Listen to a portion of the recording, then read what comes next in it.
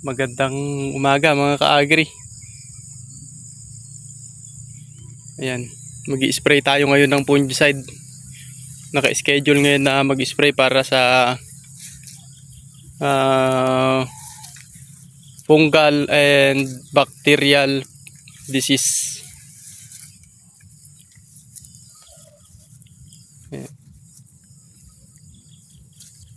Sasamantalahin natin mga ka-agri yung etong medyo maaliwalas konti mga ka-agri. Ayan, may araw. May mga saluyot pa tayo rito mga ka-agri na iniwan ko para lang ayan, may mga saluyot tayo dyan. Panghalo-halo sa mga gulay mga ka-agri. Tara mga ka-agri, papakita ko sa inyo yung i-spray natin.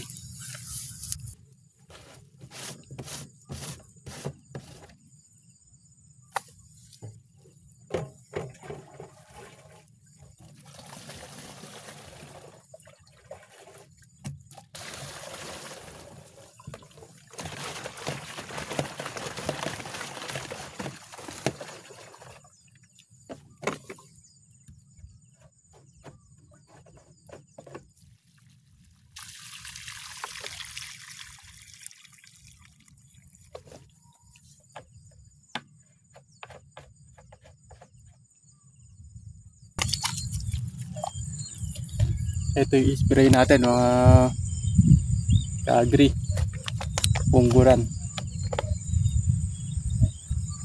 Kung mapapansin nyo mga ka-agri, hinugasan muna natin tong sprayer, saka natin pinabuga.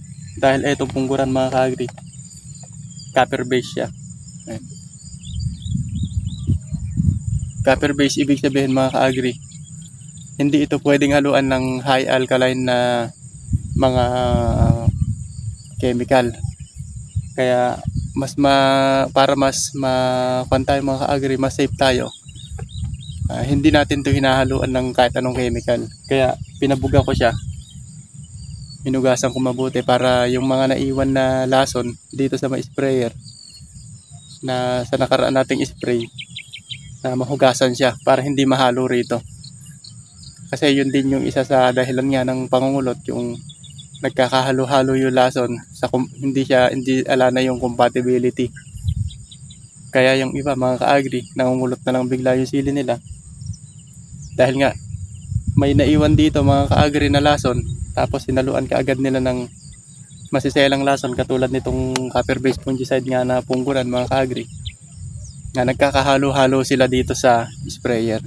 Kahit konti lang yun mga ka-agri, meron pa ring epekto yun. Kaya dapat bago kayo maghalo ng lason mga ka-agri, hinuhugasan nyo muna yung sprayer ninyo para sa susunod na spray. So yun, tiplahin na natin to mga ka-agri. Ito nga palang pungguran mga ka-agri, mabisa ito sa bacteria at saka fungus na problema. Fungicide, bactericide siya. Mabisa ito mga ka-agri. Ginagamit ko to dati sa may sili kong Taiwan. Ayan. Walang nakalagay na sili rito mga ka-agri, pero yung mga sakit ang tinitingnan natin, hindi yung crops. Kung ano yung sakit na meron sa sili natin, yun yung tinitingnan natin. Kaya ginagamit natin to.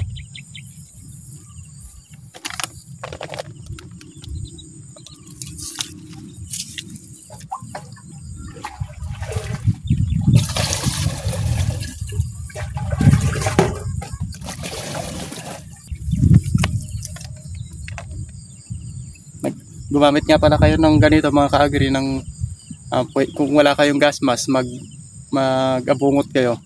Dahil ito mga ka-agri powder, malalanghap natin siya. Kaya dapat nakaganito kayo. I-secure nyo yung kalusugan din natin mga ka-agri. Ito kasi hindi man natin nararamdaman, pero may epekto to sa kalusugan natin. Kaya dapat iwasan nating malanghap.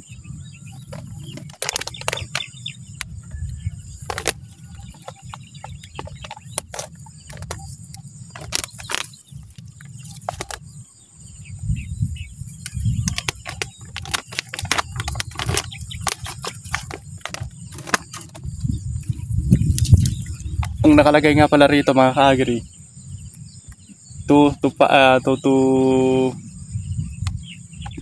6 na kutsara, ganito. 2 to 6 na ganito. So dahil power spray ito mga ka-agri, doon tayo sa 6. Sa 6 tayo babase.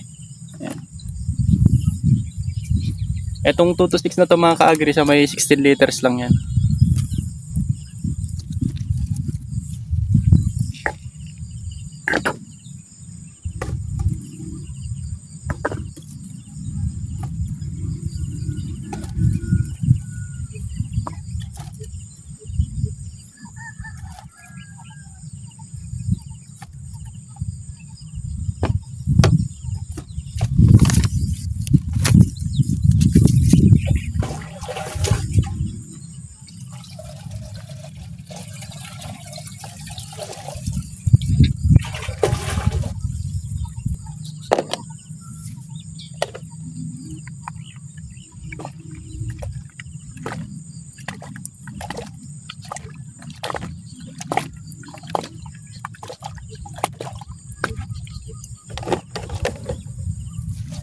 Tandaan ninyo mga ka-agri na mas safe mag-spray ng lason kapag solo lang siya.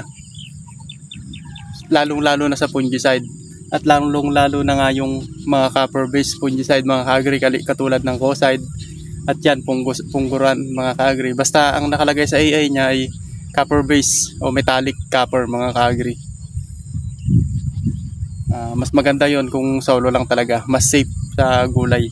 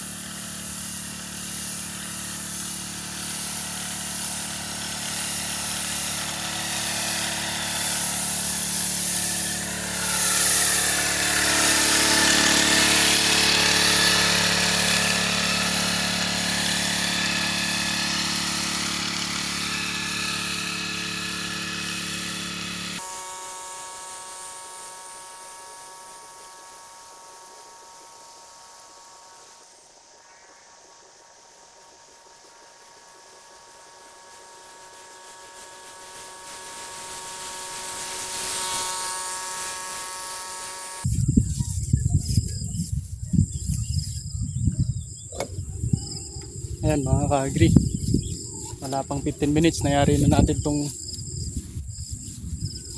wala pang palang 30 minutes mga ka-agri, nangyari na natin tong ini-sprayhan natin. Bili na kayo ng ganito mga ka-agri, power spray.